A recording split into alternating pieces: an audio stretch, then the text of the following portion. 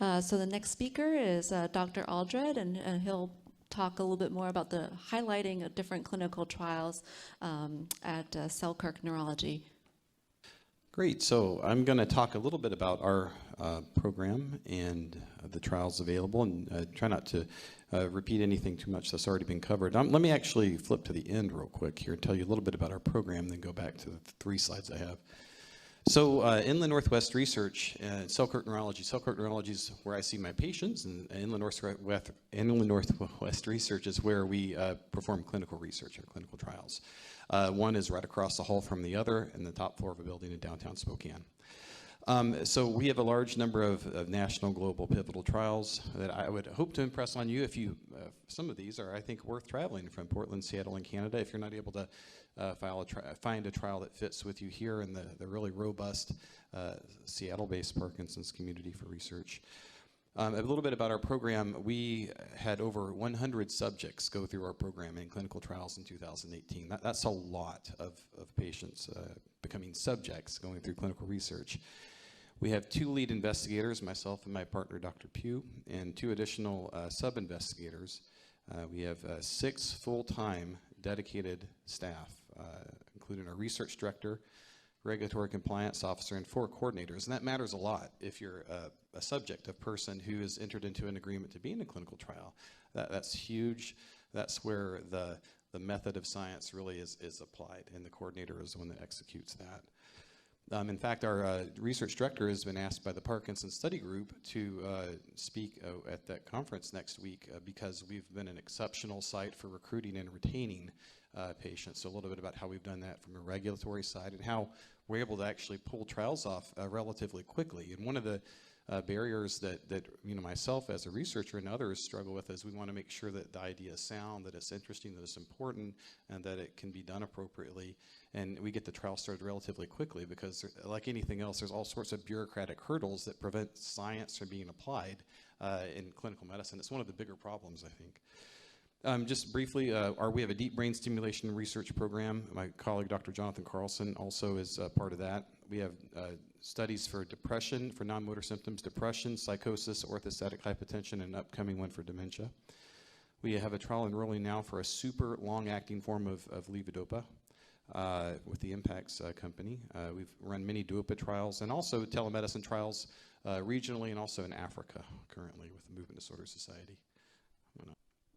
So one thing that we're relatively, I think, unique amongst with some of the other sites, and there are sites, I believe, in Seattle doing this work, the Levodopa Infusion studies. We have a very robust Duopa program.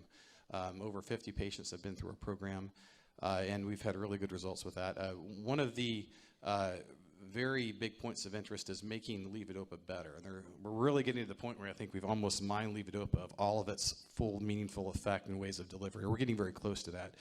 And probably the ultimate point of this is going to be these levodopa infusions. And so if you know about Duopa, that's kind of what this is based on, but kind of the next generation. If you don't, go talk to the Duopa person out there. But subcutaneous levodopa carbidopa infusion is really the next step for this.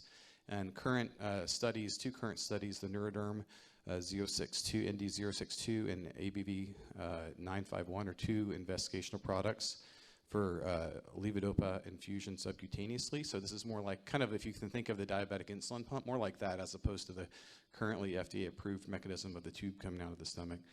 Levodopa should be at an even level as much as possible to get the best clinical effect. In early Parkinson's, it doesn't matter as much, but in more advanced Parkinson's, it matters everything. And it keeps the brain levels even and improve movement symptoms. It may actually improve some of the non-motor symptoms. That's one of the other studies we're looking at right now with Duopa for non-motor symptoms.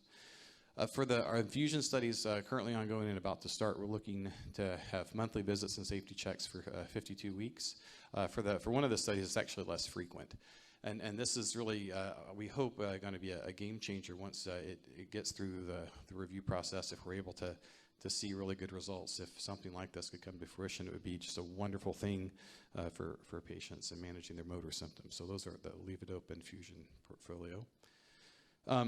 The LRRK2 targeting, and I remember 10 years ago I was a fellow at OHSU, and I remember listening to Dr. Zevatian talk about LRRK2 and being just humbled by the work that's been done. And I can't believe that in really such a short period of time, we're looking at LRRK2 targeting, and being able to have access to that is like truly remarkable. What will come from it remains to be seen, but I wanted to give a little bit of background on this. So first in human, we call it antisense oligonucleotide. ASO therapy for Parkinson's disease is around the corner. The trials for that, at least. Established success has already occurred, and we call these ASO trials for Huntington's disease, at least with safety, and we think, some early markers for improvement in Huntington's disease.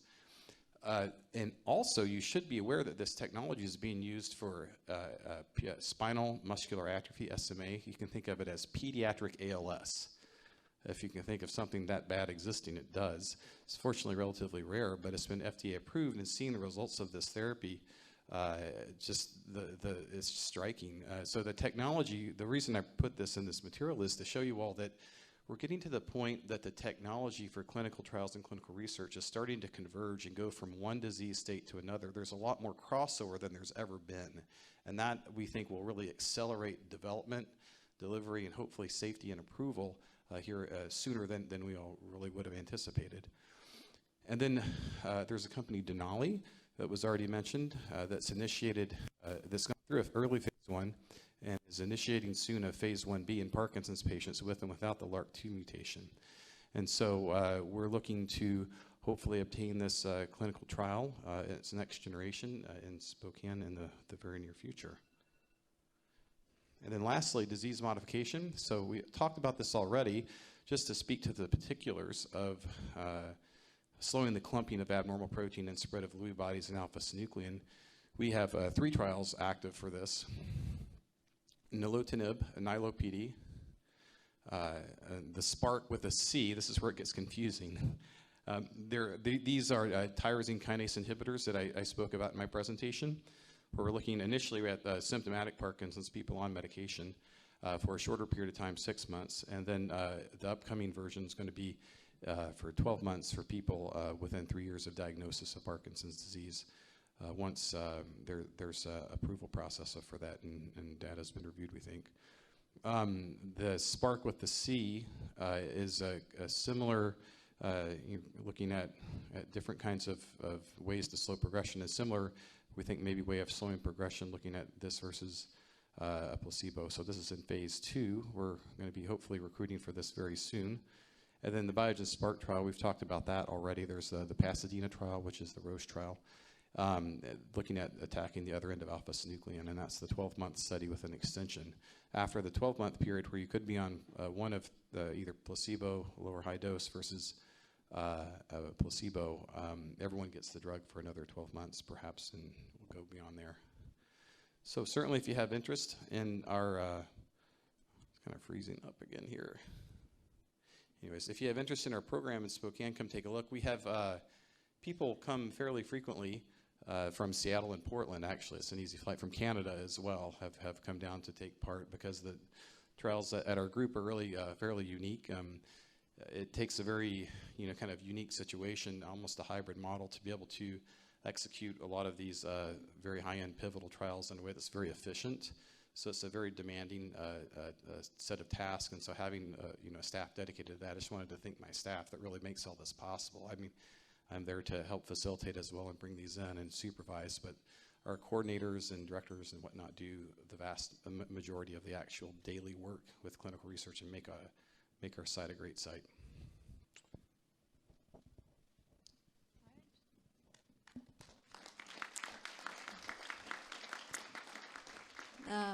Any questions from the audience on the different trials? Yeah. So the question is, I'll just make sure that it's the people on the live stream can hear it, that how often are patients from the Seattle area, are they accepted in a clinical trial site that's several hundred miles away? Yeah, that's a great question. It varies, of course, based on the study, the length, the intensity. One thing in general that I would say that applies most for most clinical research is research studies are front-loaded.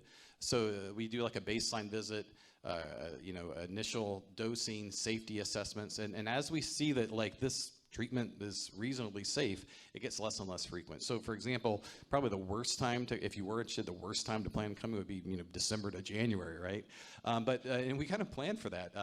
The better times would be, you know, if it's something you're like, wow, Spokane, I wish it was closer, but this is really interesting. We have had no dropouts from people coming from Seattle, Portland for due to distance. So if they're really interested and motivated, it's a good fit for the study. What I would encourage is just kind of understand the nature of the commitment, because you are making a commitment to complete the clinical trial insofar as, unless something unforeseen happens. And we want people to finish that. But we really want to see that those first couple of visits are done, and after that it gets a lot easier. And plus there's an element of like the unknown and what's going to really happen, you know, all that, and you get kind of relaxed about that. So generally the first, you know, 2 to 3 months I say are relative, can be, you know, a little bit intense. It could be every couple of weeks. For some, we had inpatient studies, so you could have someone inpatient for, we have an inpatient facility at our site up to 7 nights, and it may be that they're in for 7 nights and then they come once a month for the next 4 months, maybe something like that. So it just varies, and generally it's front-loaded. You said that it takes a certain type of markers that you're looking for. How do you determine whether you have the marker? Well, there's different kinds of markers. So there's like things that are signals and influencers, like the LRRK2 GBA mutation, things like that. That's usually a blood test. We're doing spit tests for that now. The other markers that we look for are for spinal fluid. So our site, we have a lot of studies that require spinal taps. And we look for a change in alpha-synuclein in the spinal fluid. And so that's an important thing to recognize if you're, particularly a lot of the trials coming out nowadays that are very pivotal trials require spinal fluid analysis. Fortunately, spinal taps now versus the way they were 20 years ago are way easier. We do tons of these. They almost never cause headache anymore. We use a special type of needle that should be used more and more. So it gives you a little idea about how we follow markers.